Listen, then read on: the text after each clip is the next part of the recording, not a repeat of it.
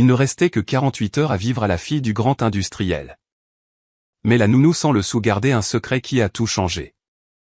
Lundi, 6 heures du matin.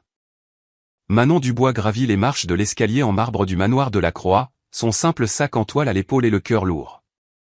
À 23 ans, avec ses cheveux châtains noués en une queue de cheval simple et ses vêtements modestes mais impeccables, elle détonnait singulièrement dans cet environnement d'un luxe ostentatoire. C'était son tout premier jour en tant que nounou de la petite Chloé Leclerc, âgée d'à accent grave peine 2 ans, fille unique du grand industriel Nicolas Delacroix. Le manoir était un véritable palais de 5 étages niché au cœur d'un village pittoresque, dans la région la plus huppée de Provence. Des lustres en cristal pendaient des hauts plafonds, des tapis persans étouffaient le bruit des pas, et les tableaux accrochés au mur valaient plus que ce que Manon pourrait espérer gagner en 10 ans de labeur. Mais rien de tout cela ne l'impressionnait autant que le silence sépulcral qui régnait dans les longs couloirs. Manon Dubois. Une voix froide résonna dans le hall d'entrée. C'était Sandrine Martin, la gouvernante du manoir depuis 15 ans, une femme d'une 50aine d'années au regard sévère et à la posture quasi militaire. « Vous êtes la nouvelle nounou ?»« Oui, madame. »« Bonjour. »« Bonjour. J'espère que vous avez bien lu le règlement que nous vous avons envoyé par courriel. » Manon hocha la tête, se remémorant la liste interminable de consignes. Ne pas parler à l'enfant de sujets personnels. Ne pas lui donner à manger en dehors des heures établies. Ne pas quitter la chambre de l'enfant sans autorisation. Ne pas faire de bruit. La petite est dans sa chambre. Suivez les règles à la lettre et nous n'aurons aucun problème. Manon monta jusqu'au 3e étage et s'arrêta devant une porte ornée d'autocollants de princesse. Elle prit une profonde inspiration avant de frapper doucement. Silence. Elle ouvrit lentement la porte et découvrit une scène qui lui brisa le cœur. Au milieu d'une chambre gigantesque, débordante de jouets coûteux et sophistiqués, une toute petite fille était assise par terre, serrant contre elle un vieil ours en peluche usé et élimé. Chloé avait des cheveux blonds bouclés, de grands yeux bleus qui semblaient trop immenses pour son petit visage émacié, et une pâleur anormale pour une enfant de son âge. « Chloé ? Je m'appelle Manon. » La fillette leva les yeux, mais ne sourit pas. Elle se contenta d'observer Manon avec l'expression de quelqu'un qui a déjà vu beaucoup trop de gens s'en aller.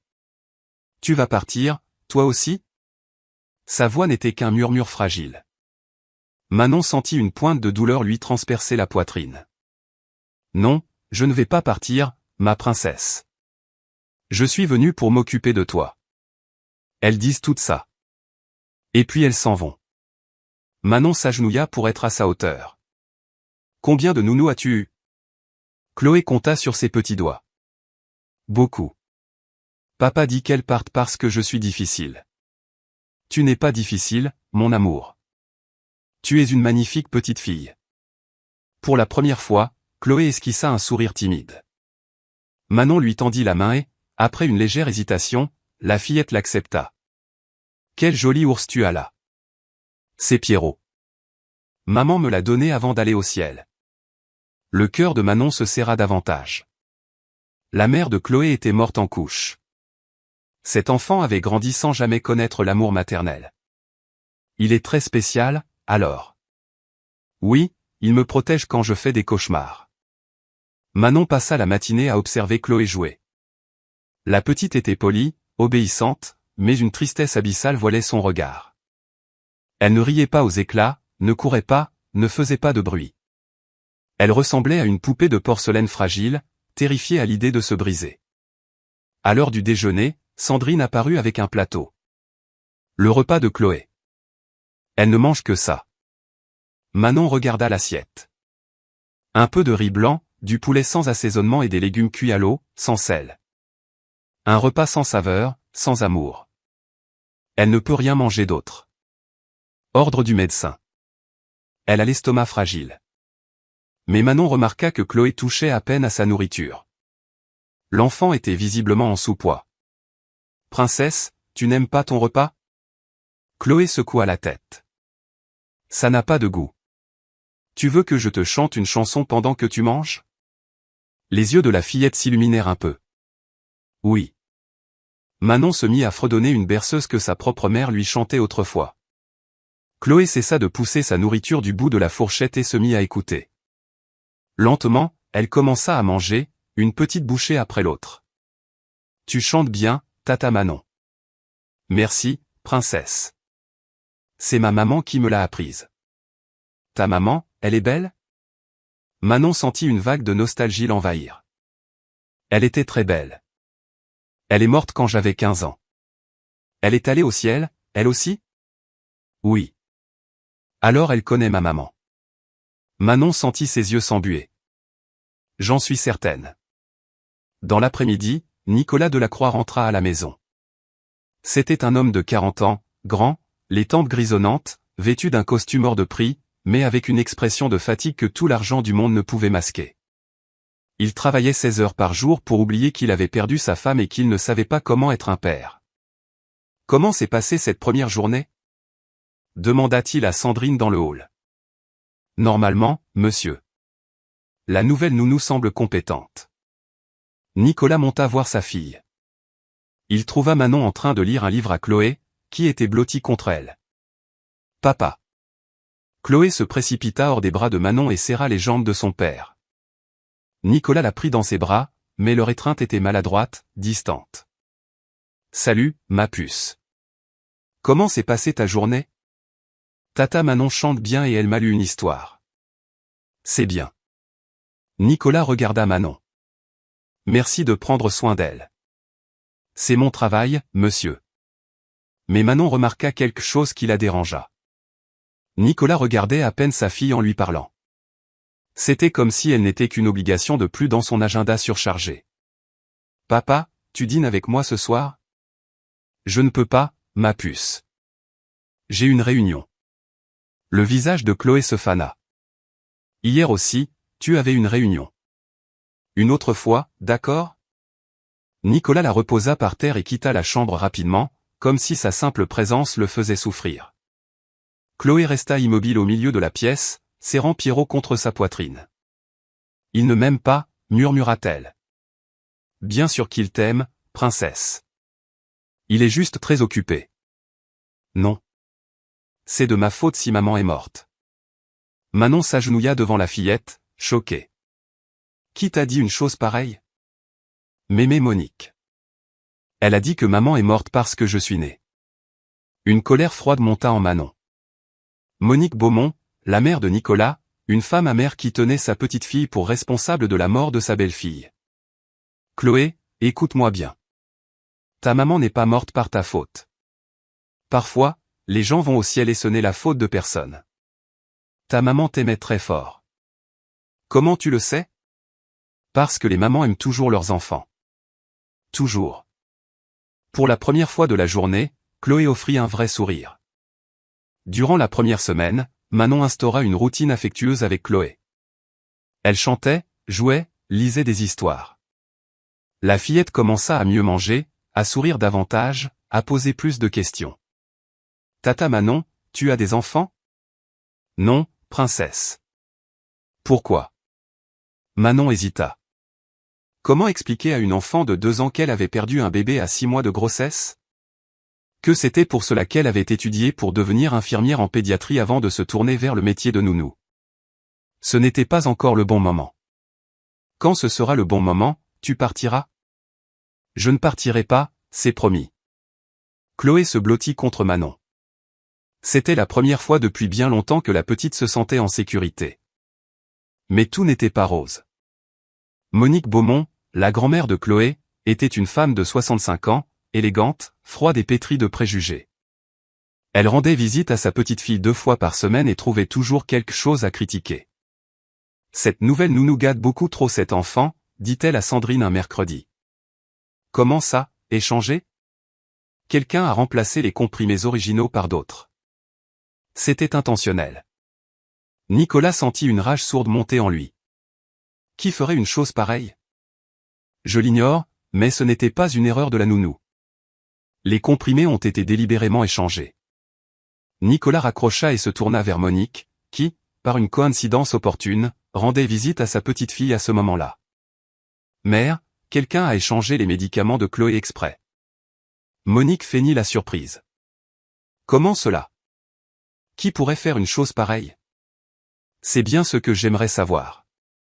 Manon, qui avait surpris la conversation, se sentit soulagée. Elle savait que ce n'était pas son erreur. « Je suis désolé d'avoir douté de vous », s'excusa Nicolas. « Ne vous excusez pas. Je comprends votre inquiétude. » Mais Monique n'abandonna pas. Si son premier plan avait échoué, elle en avait d'autres en réserve. La semaine suivante, elle engagea une détective privée. « Je veux tout savoir sur cette femme. Où elle va, à qui elle parle, quels secrets elle cache. » La détective, Sophie Martin, était une femme expérimentée dans l'art de dénicher les secrets des employés de maison. « Laissez-moi faire, Madame Beaumont. Si elle a le moindre squelette dans le placard, je le trouverai. » Pendant 2 semaines, Sophie suivit Manon discrètement. Elle découvrit qu'elle se rendait le samedi dans la maison d'une guérisseuse locale, qu'elle allait au cimetière le dimanche pour visiter la tombe de sa mère, et qu'elle vivait dans une petite auberge modeste au cœur du village. « Je n'ai rien trouvé de compromettant », rapporta Sophie à Monique. Elle mène une vie très simple et honnête. Vous en êtes sûr? Aucune addiction, aucun petit ami suspect, aucune dette, rien? Elle travaille, suit des cours du soir, visite l'église. Une vie de sainte. Monique était frustrée. Continuez à enquêter. Tout le monde a des secrets. Pendant ce temps, au manoir, le lien entre Manon et Chloé se renforçait de jour en jour. La petite s'était complètement remise de son allergie et était plus éveillée et affectueuse que jamais. « Tata Manon, je peux te poser une question ?»« Bien sûr, princesse. »« Tu vas te marier un jour ?» Manon rit. « Pourquoi veux-tu savoir ?»« Parce que si tu te maries, tu devras partir. »« Qui t'a dit ça ?» Mémé Monique. Elle a dit que les femmes se marient et vont s'occuper de leur propre famille. Manon sentit un pincement au cœur. Monique instaurait un sentiment d'insécurité chez la fillette. « Chloé, même si je me marie un jour, je ne t'abandonnerai jamais. »« Promis ?»« Promis. »« Et si ton mari ne m'aime pas ? » ?»« Tout homme qui ne t'aimerait pas ne mériterait pas d'être mon mari. » Chloé sourit et serra Manon dans ses bras. « Tu es la maman que j'aurais voulu avoir. » Ces mots touchèrent profondément Manon. Elle aussi avait l'impression que Chloé était sa propre fille. Le soir, Nicolas observa Manon coucher Chloé. Elle lui chanta une berceuse, plaça Pierrot à côté d'elle, lui déposa un baiser sur le front. « Bonne nuit, ma princesse. »« Bonne nuit, maman Manon. » Nicolas sentit quelque chose bouger dans sa poitrine en entendant Chloé appeler Manon, « Maman. »« Manon, puis-je vous parler un instant ?»« Bien sûr. » Ils allèrent dans le salon.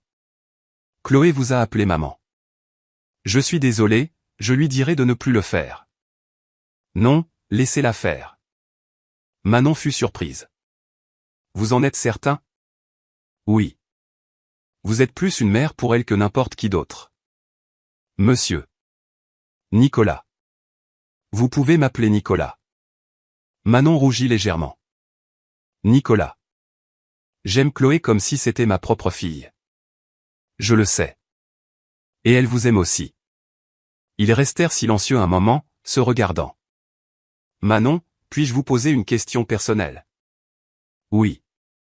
N'avez-vous jamais voulu avoir d'enfant? Manon détourna le regard. Si, j'en voulais. Et pourquoi n'en avez-vous pas eu? Manon hésita.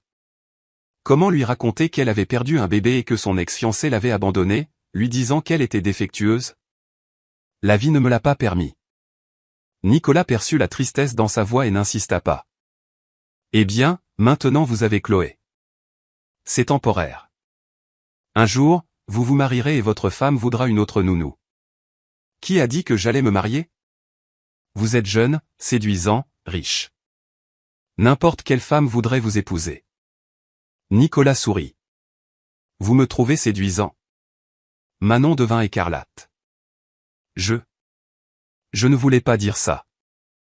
Mais vous l'avez dit. Bonne nuit, Nicolas. Manon s'enfuit presque, laissant Nicolas souriant. C'était la première fois depuis des années qu'il se sentait attiré par quelqu'un. Le lendemain matin, Monique arriva tôt au manoir et trouva Nicolas prenant son petit déjeuner avec Chloé sur ses genoux, pendant que Manon préparait des smoothies. Quelle scène domestique!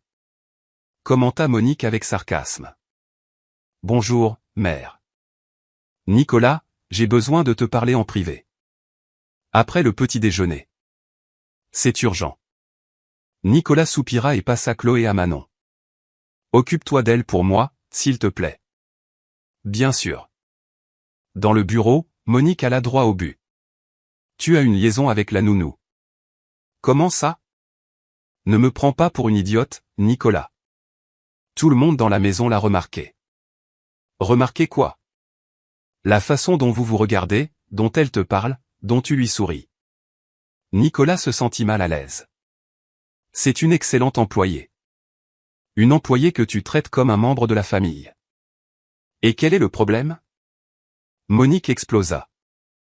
Le problème, c'est que vous appartenez à des classes sociales différentes. C'est une pauvre nounou. Tu es un grand industriel. Et alors? Comment ça, et alors? Tu as une réputation à défendre, des affaires à gérer, tu ne peux pas t'encanailler avec une domestique. Pourquoi pas? Parce que les gens vont parler, ils diront que tu as perdu la tête, qu'elle t'a séduit pour arriver à ses fins. Nicolas sentit la colère monter. Tu ne connais pas Manon. Elle n'est pas intéressée. Elles le sont toutes, mon fils. Une femme pauvre a toujours des arrière-pensées. C'est un préjugé, mère. C'est la réalité. Elle te manipule à travers Chloé. Manon aime Chloé sincèrement. Un amour intéressé. Elle sait qu'en s'occupant bien de la petite, elle te conquérera. Nicolas secoua la tête. Tu te trompes. J'ai raison, et je vais te le prouver. Comment? Monique eut un sourire mauvais. Je suis déjà en train de le prouver. Le jour même, Monique appela Valérie, Stéphanie et Catherine. Mes chers, j'ai besoin de votre aide. Pourquoi faire? Demanda Valérie. Pour sauver mon fils d'une aventurière. Les 4 femmes se réunirent chez Monique pour élaborer un plan. Quelle est la situation actuelle? Demanda Stéphanie. Nicolas est clairement intéressé par la nounou et elle le manipule via l'enfant. Quelle preuve as-tu? Demanda Catherine. Elle le mène par le bout du nez. Hier, je les ai surpris en train de rire ensemble dans la cuisine. Elle apprenait à Chloé à faire des sablés et il les aidait. Quelle horreur, ironisa Valérie. Une nounou qui apprend à un enfant à cuisiner. Ce n'est pas ça. C'est l'intimité entre eux. C'est très suspect. Et quel est le plan? Demanda Stéphanie. Nous allons créer des situations qui révéleront sa vraie nature. Comment ça? Monique expliqua le plan. Elles allaient disséminer des preuves que Manon volait dans la maison, qu'elle négligeait Chloé, qu'elle avait un passé douteux. N'est-ce pas un peu cruel? Demanda Catherine. Ce qui est cruel, c'est de laisser mon fils se faire duper par une opportuniste. Le lundi suivant, le plan fut mis à exécution. Monique oublia un bracelet de valeur dans la chambre de Chloé, puis le fit disparaître. Sandrine, avez-vous vu mon bracelet en diamant? Quel bracelet, Madame Beaumont? Celui que j'ai laissé dans la chambre de Chloé hier. Je ne l'ai pas vu, madame. Monique feignit l'inquiétude. J'espère qu'il ne lui est rien arrivé. Vous pensez qu'il a été volé? Je ne veux accuser personne, mais il valait 15 000 €. La nouvelle de la disparition du bracelet se répandit dans la maison. Sandrine en parla aux autres employés, qui devinrent nerveuses. Qui pensez-vous qu'il a pris? Chuchota Marie, la cuisinière. Je ne sais pas, mais la seule nouvelle personne ici, c'est Manon. Manon a l'air honnête. Paraître et être sont 2 choses différentes. Manon entendit les conversations et s'inquiéta. Elle savait quelle était la principale suspecte. Le soir, Nicolas rentra et Monique lui parla du bracelet. Un de mes bracelets a disparu de la chambre de Chloé. Disparu? C'est une situation très étrange. Tu penses qu'il a été volé? Je ne veux accuser personne sans preuve. Mais quoi? La seule personne qui a un accès libre à la chambre, c'est la nounou. Nicolas se sentit mal à l'aise. Manon ne ferait jamais ça. Comment peux-tu en être si sûr? Parce que je connais sa personnalité. Tu la connais depuis 2 mois, Nicolas. Je connais les gens comme elle depuis 60 ans. Cette nuit-là, Nicolas était partagé. Sa raison lui disait que Manon était honnête, mais le doute semé par Monique le rongeait. Le jour suivant, Monique mit en œuvre la deuxième partie de son plan. Elle appela Sophie, la détective. « Avez-vous trouvé quelque chose sur son passé ? » « J'ai trouvé une information intéressante. » « Laquelle ? » ?»« Elle a été renvoyée d'un emploi il y a 3 ans pour incompatibilité. » »« Quel genre d'incompatibilité ? » ?»« Je n'ai pas pu obtenir de détails, mais la famille a préféré ne pas donner de référence. » Monique sourit. « Excellent. » Une autre pièce du puzzle. Elle appela Nicolas au bureau. « Mon fils, je dois te dire quelque chose à propos de la nounou. »« Quoi encore, mère ? » ?»« J'ai découvert qu'elle a été renvoyée de son emploi précédent pour des problèmes de comportement. » Nicolas soupira. « Quel problème ? » La famille n'a pas voulu donner de détails, mais c'était quelque chose de grave. « Comment as-tu découvert ça ? » ?»« J'ai enquêté sur son passé. C'est mon devoir de protéger ma famille. »« Tu as fait enquêter sur Manon ? » ?»« Bien sûr. Tu laisserais n'importe qui s'occuper de ta fille sans vérification ? » Nicolas était mal à l'aise. D'un côté, il comprenait l'inquiétude de sa mère. De l'autre, il sentait que Manon ne méritait pas cette méfiance. « Je vais lui parler. »« Nicolas, sois prudent. Les femmes comme elles savent comment manipuler les hommes. » Le soir, Nicolas demanda à parler à Manon. « Manon, je dois vous demander quelque chose. »« Qu'y a-t-il ? » ?»« À propos de votre emploi précédent. Pourquoi l'avez-vous quitté ? » Manon se tendit. Elle savait que ce moment viendrait. Il y a eu un malentendu. Quel genre de malentendu ? Manon prit une profonde inspiration. La mère de l'enfant dont je m'occupais m'a accusé de séduire son mari. Et c'était le cas ? Bien sûr que non. Je ne ferai jamais une telle chose. Alors pourquoi a-t-elle pensé ça ? Parce qu'il me parlait de ses problèmes de couple. Je ne faisais qu'écouter, mais elle a mal interprété. Nicolas observa le visage de Manon. Elle semblait sincère, mais le doute persistait. Et concernant le bracelet de ma mère ? Manon fut choquée. Quel bracelet ? Un bracelet a disparu de la chambre de Chloé. Nicolas, je vous jure que je n'ai pris aucun bracelet. Je le sais, je voulais juste clarifier les choses. Mais son ton n'était pas totalement convaincant. Manon sentit qu'il avait des doutes. Nicolas, si vous n'avez pas confiance en moi, il vaut mieux que je parte. Je ne veux pas que vous partiez. Mais vous vous méfiez de moi. Nicolas resta silencieux un instant. Manon, j'ai confiance en vous, mais les circonstances sont étranges. Quelles circonstances ? Le bracelet disparu, les informations sur votre ancien emploi. Manon comprit que Monique montait un complot contre elle. Nicolas, votre mère essaie de me nuire. Pourquoi ferait-elle ça ? Parce qu'elle ne m'aime pas. Elle pense que je ne suis pas assez bien pour m'occuper de Chloé. Ma mère veut seulement protéger sa famille. Votre mère veut m'éloigner de Chloé et de vous. Nicolas fut surpris. De moi ? Manon rougit. Oubliez ce que j'ai dit. Manon, que vouliez-vous dire ? Rien. Bonne nuit. Manon partit en courant, laissant Nicolas confus et le cœur battant la chamade. La semaine suivante, Monique intensifia ses attaques. Elle répandit des rumeurs parmi ses amis de la haute société. La nounou de Nicolas profite de la situation, raconta-t-elle au cercle privé. Comment ça ? Demanda une amie. Elle le séduit pour arriver à ses fins. Quelle horreur, une femme pauvre qui fait ça. C'est pour ça qu'on ne peut pas faire confiance aux gens de cette classe. Les rumeurs se propagèrent rapidement. En quelques jours, tout le cercle social de Nicolas commentait l'histoire de la nounou intéressée. Nicolas commença à recevoir des appels d'amis inquiets. « Nicolas, nous avons appris que tu avais des problèmes à la maison. » « Quel problème ? » ? Avec la nounou de ta fille. On dit qu'elle profite de toi. Qui dit ça ?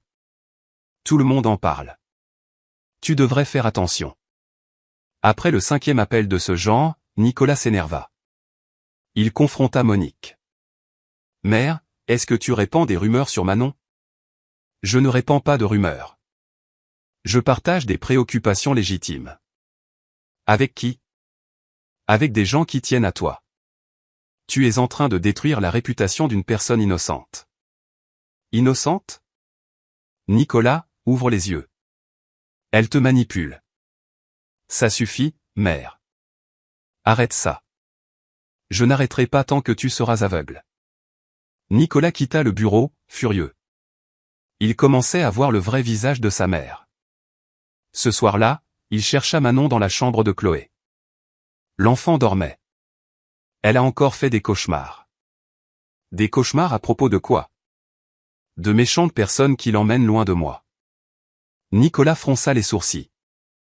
Qui lui a parlé de méchantes personnes? Madame Beaumont. Elle a dit à Chloé que certaines personnes prétendent être gentilles, mais qu'en réalité, elles sont méchantes. Nicolas sentit la rage monter. Sa mère traumatisait sa propre petite-fille. Manon, ma mère vous a dit quelque chose? Elle me fait clairement comprendre qu'elle ne m'aime pas. Quel genre de choses? Rien de direct, mais elle me traite toujours comme si j'étais inférieur. Nicolas s'approcha de Manon. Vous n'êtes inférieur à personne. Je ne suis qu'une nounou, Nicolas. Vous êtes bien plus que ça.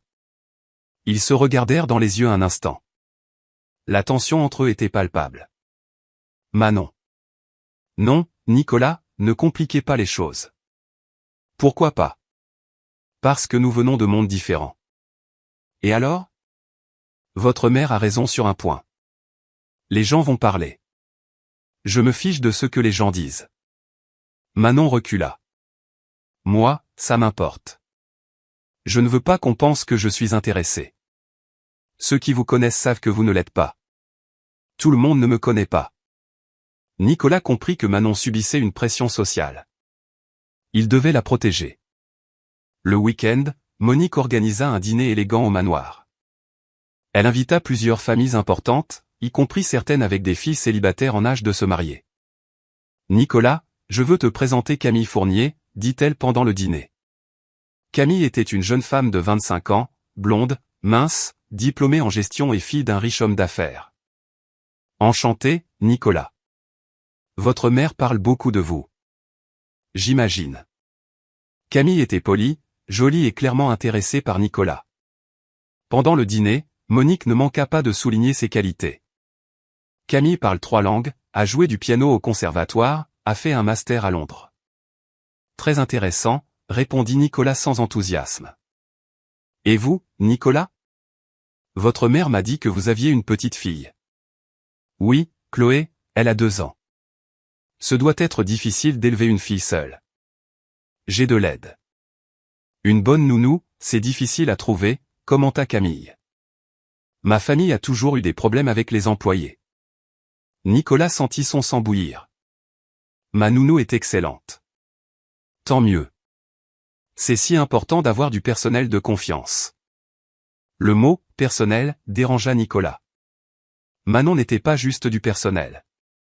Pendant le dîner, Manon resta dans la chambre avec Chloé, qui était agitée. Tata Manon, pourquoi il y a tant de gens en bas? Ton papa reçoit des invités. Je peux descendre voir?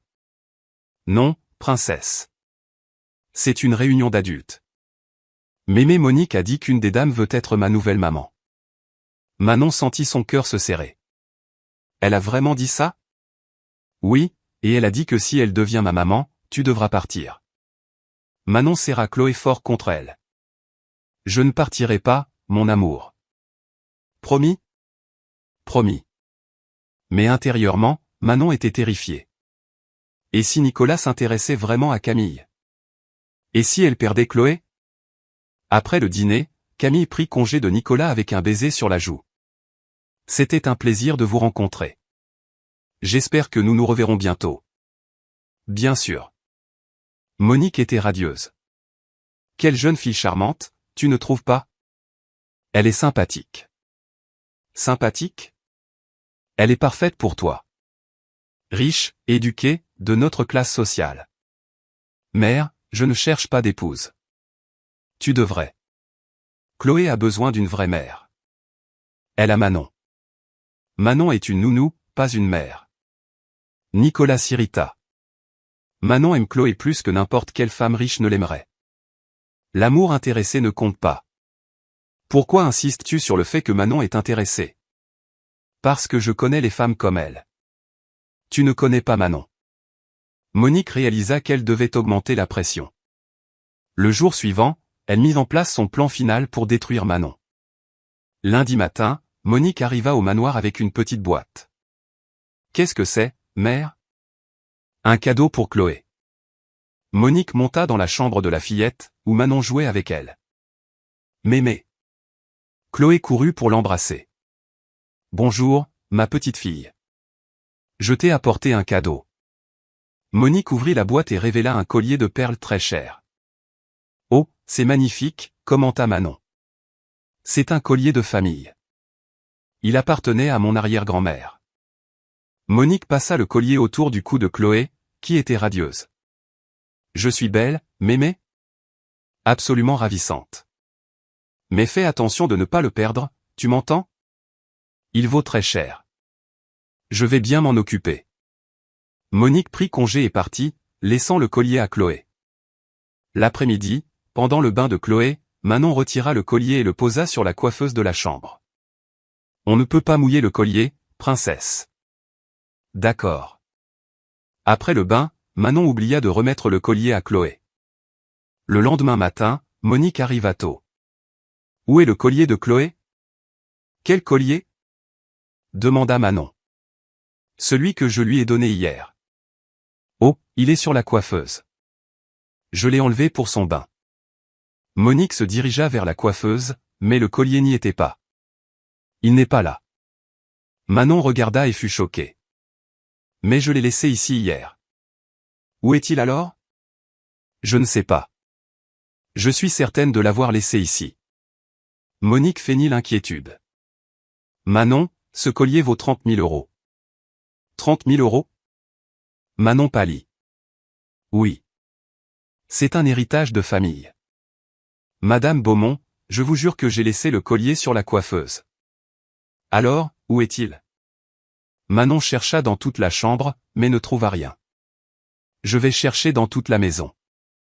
J'espère que vous le trouverez. Monique quitta la chambre, satisfaite. Le collier était caché dans son propre sac. C'était le coup de grâce contre Manon. L'après-midi, Nicolas rentra et Monique lui raconta la disparition du collier. Comment ça, disparu? La nounou dit l'avoir laissé sur la coiffeuse, mais il n'y était pas. Il est peut-être tombé quelque part. Nicolas, nous avons cherché dans toute la maison. Le collier a disparu. Qu'est-ce que tu insinues? Je n'insinue rien, je ne fais que rapporter les faits. Nicolas se sentit mal à l'aise. D'abord le bracelet, maintenant le collier. Les coïncidences s'accumulaient. Où est Manon? Dans la chambre de Chloé, elle cherche encore le collier. Nicolas monta et trouva Manon désespérée, fouillant dans les tiroirs. Manon, que se passe-t-il? Nicolas, le collier de Chloé a disparu. J'ai cherché partout. Ma mère m'a raconté. Je jure que je l'ai laissé sur la coiffeuse. Quelqu'un l'a pris. Qui l'aurait pris? Je ne sais pas, mais ce n'est pas moi. Nicolas observa le désespoir de Manon. Elle semblait sincère, mais les preuves étaient contre elle. Manon, je dois vous poser une question directe. Quelle question? Avez-vous pris le collier? Manon fut atterrée. Comment pouvez-vous me demander ça? C'est que tout est très étrange. Nicolas, vous pensez vraiment que je volerai Chloé? Je ne sais plus quoi penser. Manon sentit son monde s'effondrer. L'homme qu'elle aimait doutait d'elle. Si vous n'avez pas confiance en moi, il vaut mieux que je m'en aille. Manon, ce n'est pas ça. Si, c'est ça. Vous pensez que je suis une voleuse. Je veux juste comprendre ce qui se passe. Ce qui se passe, c'est que votre mère monte un complot contre moi. Pourquoi ferait-elle ça? Parce qu'elle ne veut pas que je reste près de vous et de Chloé. Nicolas secoua la tête. Ça n'a aucun sens. Si, ça en a. Elle veut m'éloigner pour que vous épousiez une femme riche. Manon, vous exagérez. Manon vit que Nicolas ne la croyait pas. D'accord, Nicolas. Si c'est ce que vous pensez, je m'en vais. Vous n'avez pas besoin de partir. Si, j'en ai besoin. Je ne resterai pas là où l'on n'a pas confiance en moi. Manon commença à faire ses affaires. Nicolas resta là, partagé entre la raison et le cœur. Manon, Vous n'avez plus rien à dire. J'ai compris. Où allez-vous loger? Ce n'est pas votre problème. Manon finit de faire sa valise et alla dire au revoir à Chloé, qui dormait. Bonne nuit, ma princesse. Maman Manon t'aime très fort. Elle déposa un baiser sur le front de la fillette et quitta la chambre. Nicolas l'accompagna jusqu'à la porte. Manon, je ne veux pas que vous partiez. Mais vous n'avez pas confiance en moi. C'est compliqué. Ce n'est pas compliqué. Soit vous avez confiance, soit vous n'avez pas confiance. Manon quitta le manoir, traînant une petite valise et le cœur en miettes. Nicolas resta sur le pas de la porte, la regardant s'éloigner sous la pluie qui avait commencé à tomber. Du deuxième étage, Monique observait la scène par la fenêtre, un sourire satisfait aux lèvres. Enfin, murmura-t-elle. Le lendemain matin, Chloé se réveilla et chercha Manon. Où est tata Manon? Sandrine ne sut que répondre. Elle a dû partir. Partir où? Je ne sais pas, ma petite. Chloé se mit à pleurer. Elle avait promis qu'elle ne partirait pas. Nicolas entra dans la chambre et trouva sa fille désespérée. Papa, où est tata Manon? Elle a dû s'en aller, ma puce. Pourquoi? Parce que c'était mieux comme ça. Elle va revenir? Nicolas ne sut que répondre. Je ne sais pas. Chloé pleura encore plus fort. Je veux ma maman Manon. Les pleurs de sa fille brisèrent le cœur de Nicolas. Il réalisa qu'il avait peut-être commis une terrible erreur. Les jours suivants, Chloé fut inconsolable. Elle ne voulait ni manger, ni jouer, elle ne faisait que pleurer en appelant Manon. Papa, appelle tata Manon. Je ne peux pas, ma puce. Pourquoi? Parce qu'elle ne peut pas revenir. Mais je l'aime. Je sais, ma fille. Et toi? Tu l'aimes aussi? La question de sa fille prit Nicolas au dépourvu. Aimait-il Manon? Oui. Il réalisa que oui. Papa? Oui, je l'aime, ma puce. Alors pourquoi est-elle partie? Nicolas ne sut que répondre.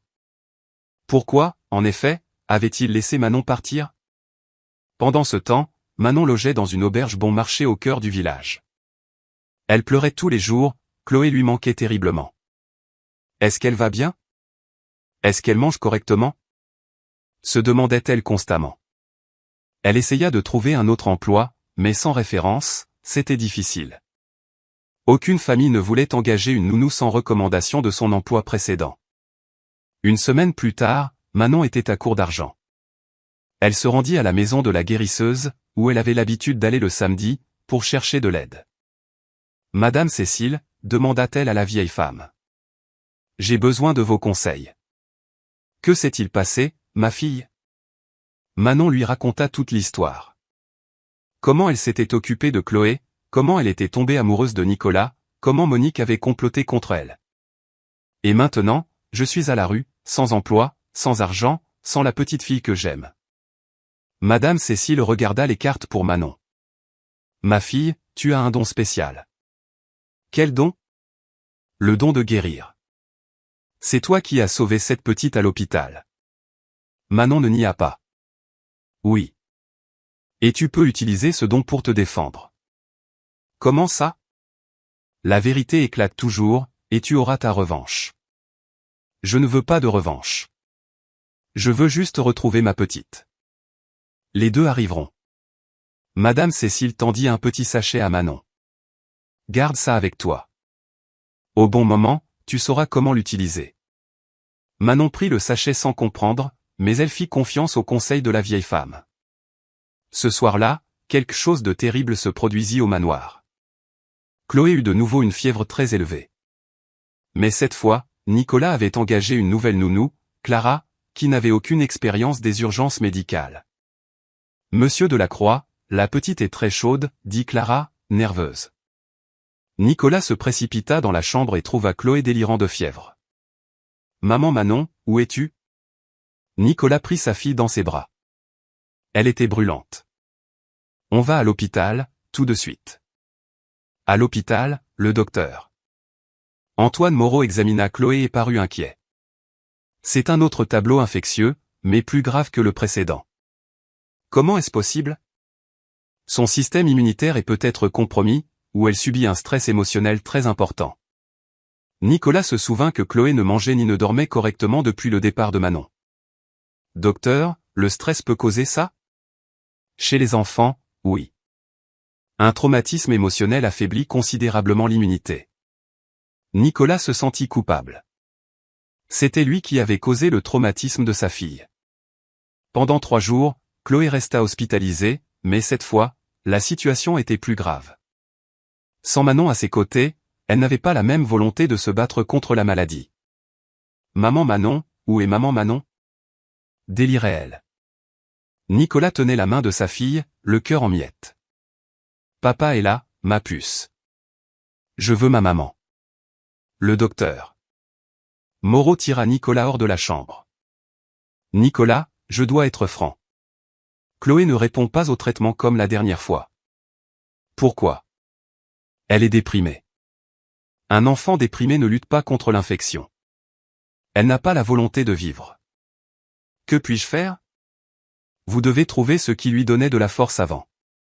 Nicolas savait exactement ce que c'était. Manon. Docteur, si j'amène une personne spécifique la voir, ça pourrait t'aider? Énormément. Qui est-ce? L'ancienne nounou. Chloé est très attachée à elle. Alors faites-la venir de toute urgence. Chaque heure compte. Nicolas quitta l'hôpital, désespéré. Il devait trouver Manon, mais n'avait aucune idée de l'endroit où elle pouvait être. Il appela Sandrine. Savez-vous où est Manon? Non, monsieur. Elle est partie sans laisser d'adresse. Nicolas entama une recherche frénétique. Il appela des agences de placement, publia des annonces sur les réseaux sociaux, engagea un détective privé. Rien. Manon semblait s'être volatilisée. La 3e nuit, le docteur Moreau donna son ultimatum. Nicolas, Chloé a au maximum 48 heures. S'il n'y a pas d'amélioration d'ici là. Nicolas ne le laissa pas finir. Elle ira mieux. Elle doit aller mieux. Mais intérieurement, il était au désespoir. Comment trouver Manon en 48 heures dans toute la Provence? Pendant ce temps, Manon était dans sa petite auberge, ignorant tout de l'hospitalisation de Chloé. Elle avait passé les derniers jours à chercher du travail, sans succès. Ce soir-là, elle retourna voir Madame Cécile. « Ma fille, tu es bien triste. »« Oui, madame. J'ai perdu tout ce que j'aimais. »« Non, tu n'as rien perdu. Le véritable amour revient toujours. »« Comment pouvez-vous en être si sûr ?» Madame Cécile ferma les yeux et se concentra. « Je vois une enfant qui souffre, une petite fille blonde. » Manon frissonna. « Chloé. Elle t'appelle. Elle est très malade. » « Où est-elle ?»« À l'hôpital Saint-Martin. »« Mais sois prudente, ma fille, des gens te veulent du mal. » Manon n'hésita pas une seconde, prit ses maigres affaires et courut à l'hôpital. Arrivée là-bas, elle tenta d'entrer dans l'unité de soins intensifs pédiatriques, mais fut bloquée. Seule la famille peut entrer. « S'il vous plaît, c'est urgent. La petite m'appelle. »« Madame, sans autorisation, je ne peux pas vous laisser passer. » Manon était désespérée. Si près de Chloé, mais incapable de l'atteindre.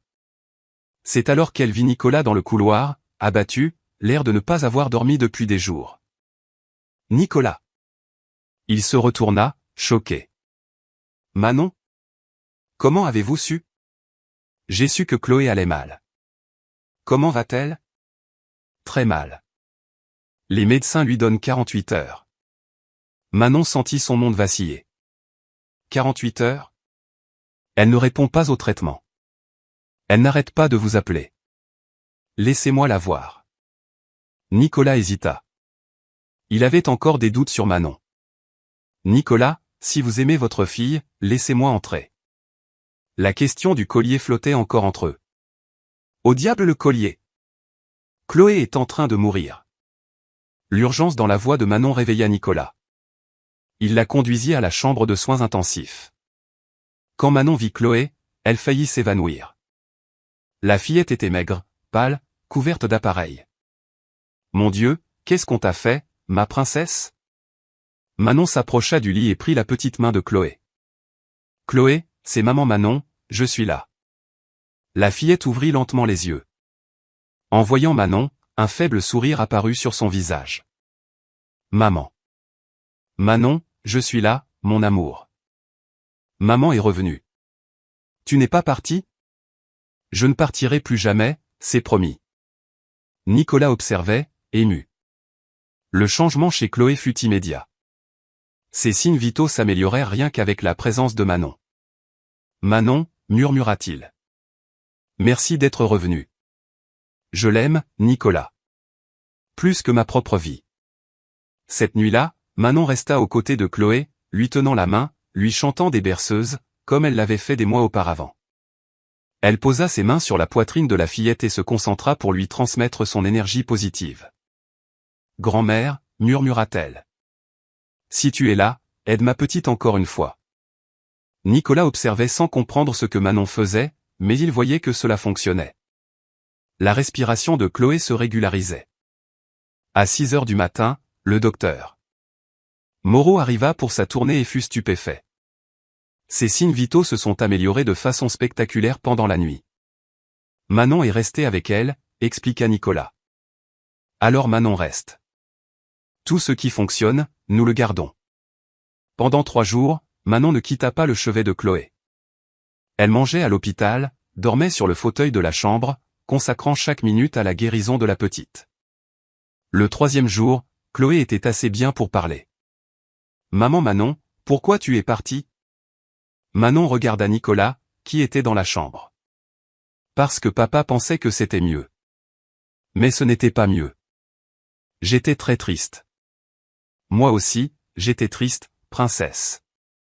Tu ne repartiras plus ? Manon hésita, n'ayant pas encore parlé avec Nicolas de son retour. Je ne sais pas, mon amour.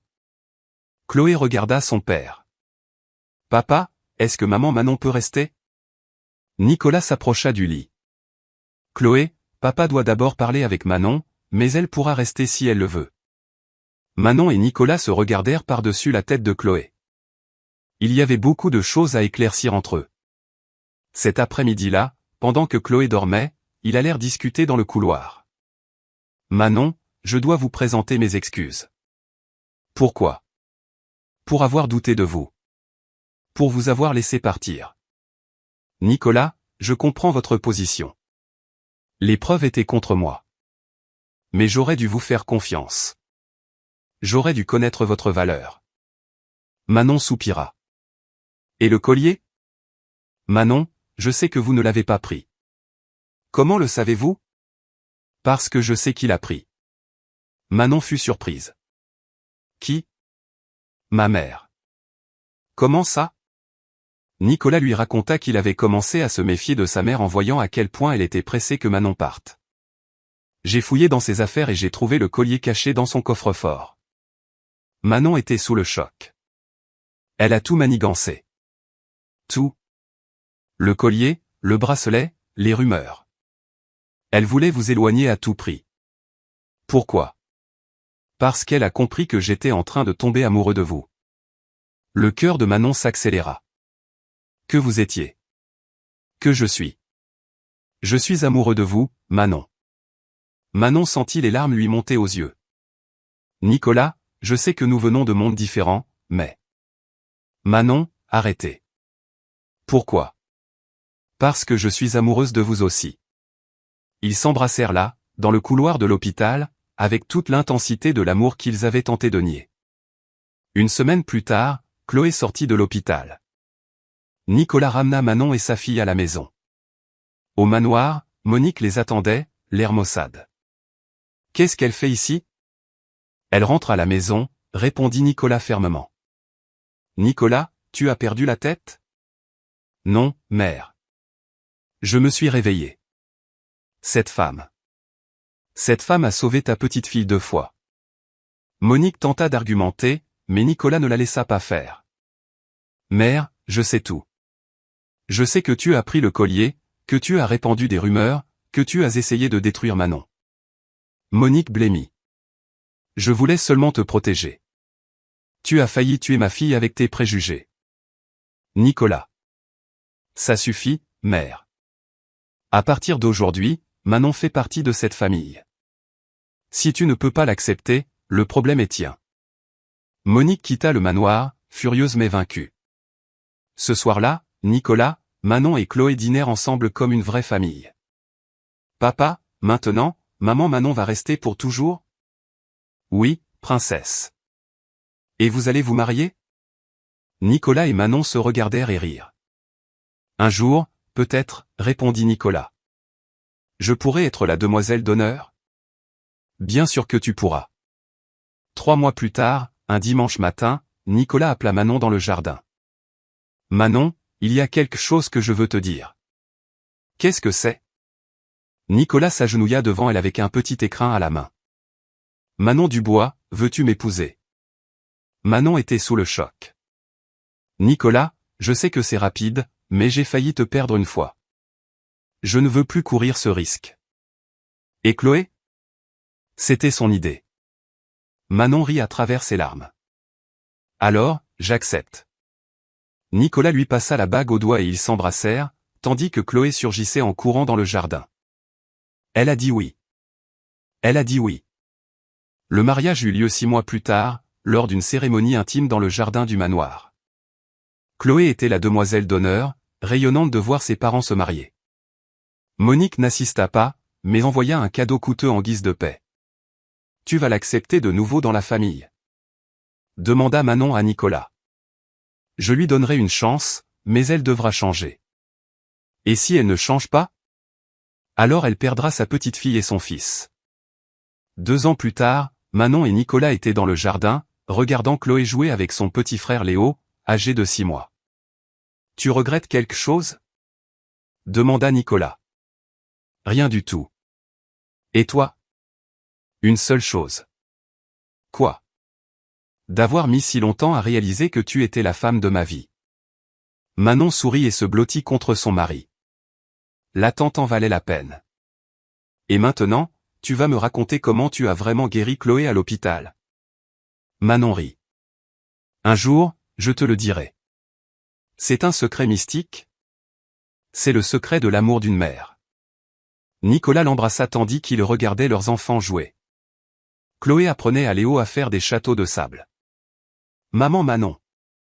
cria Chloé. « Viens jouer avec nous. »« J'arrive, princesse. » Manon se leva et courut jouer avec les enfants.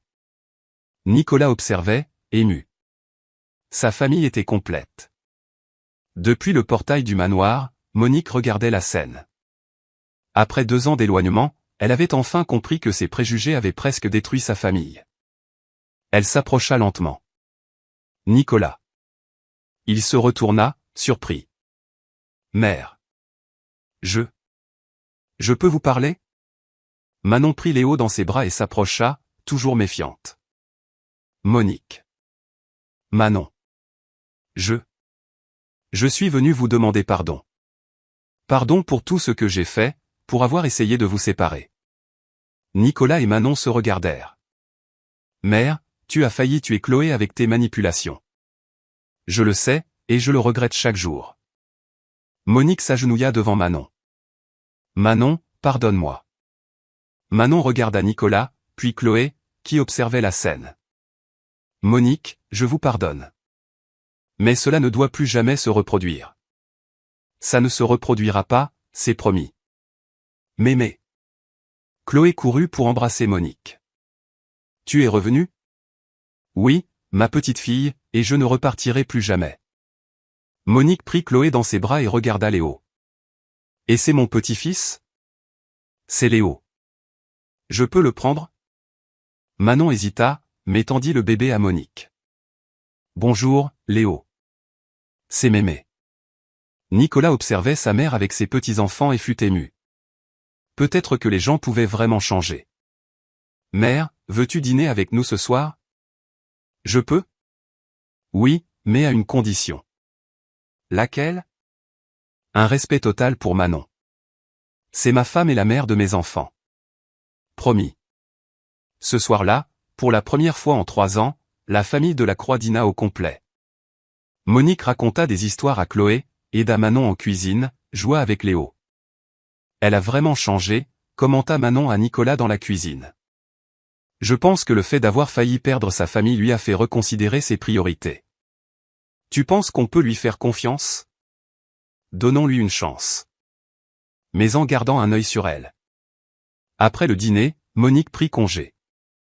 Merci de m'avoir accueilli. Merci d'avoir demandé pardon, répondit Manon. Monique serra Manon dans ses bras pour la première fois. Merci d'avoir sauvé ma famille. Je n'ai sauvé aucune famille. J'ai juste aimé. C'est ça qui l'a sauvé. 5 ans plus tard, Manon était dans le jardin du manoir, organisant la fête d'anniversaire des 7 ans de Chloé. Léo, maintenant âgé de 5 ans, l'aidait à décorer. Maman, quand est-ce que Chloé arrive? Demanda Léo. Bientôt, mon amour. Elle est allée chercher ses amis. Nicolas apparut, portant Léa, la cadette de 2 ans. Comment avancent les préparatifs? Presque terminés. Où est la reine de la fête? Elle arrive. Chloé déboula en courant avec 5 amis de l'école. Maman, on est là. Manon serra sa fille dans ses bras. Chloé était maintenant une magnifique petite fille, intelligente et pleine de vie. Joyeux anniversaire, ma princesse. Merci, maman. La fête était animée. Des enfants couraient dans le jardin, riaient, jouaient. Monique aidait à servir le gâteau. Manon, aplatait-elle. Je peux te parler? Bien sûr. Elles s'éloignèrent un peu. Je voulais te remercier encore une fois. Pourquoi? De m'avoir donné une seconde chance, de m'avoir laissé faire partie de la vie de mes petits-enfants. C'est ça, la famille, Monique. On fait des erreurs, on apprend et on avance. Tu es devenue une vraie fille pour moi. Manon sourit. Et vous, une mère de cœur. Elles s'étreignirent en regardant Nicolas jouer avec les enfants. Manon. Chloé s'approcha. Qu'y a-t-il, princesse? Je peux faire un vœu d'anniversaire? Bien sûr. Je veux que notre famille reste toujours unie. Manon prit sa fille dans ses bras. Toujours, mon amour. Pour toujours. Nicolas se joignit à leur étreinte, suivi de Léo et Léa. Monique s'approcha aussi. Câlin de groupe. Cria Léo, faisant rire tout le monde. Et ainsi, dans le jardin du manoir où tout avait commencé, la famille de la Croix-du-Bois célébrait non seulement un anniversaire, mais le triomphe de l'amour sur les préjugés, de la vérité sur le mensonge, et de l'union sur la séparation. Manon regarda autour d'elle son mari qu'elle aimait, ses enfants qu'elle avait élevés avec tant de tendresse, et sa belle-mère qu'elle avait appris à respecter, et elle sourit. Sa vie avait peut-être commencé modestement, mais elle était devenue extraordinaire grâce au pouvoir du véritable amour. Merci, mon Dieu, murmura-t-elle, de m'avoir donné la famille dont j'ai toujours rêvé. Et dans le ciel, une étoile brillait plus fort, comme si la mère de Manon souriait, fière de sa fille qui avait su transformer la douleur en amour, le rejet en acceptation, et les différences en union.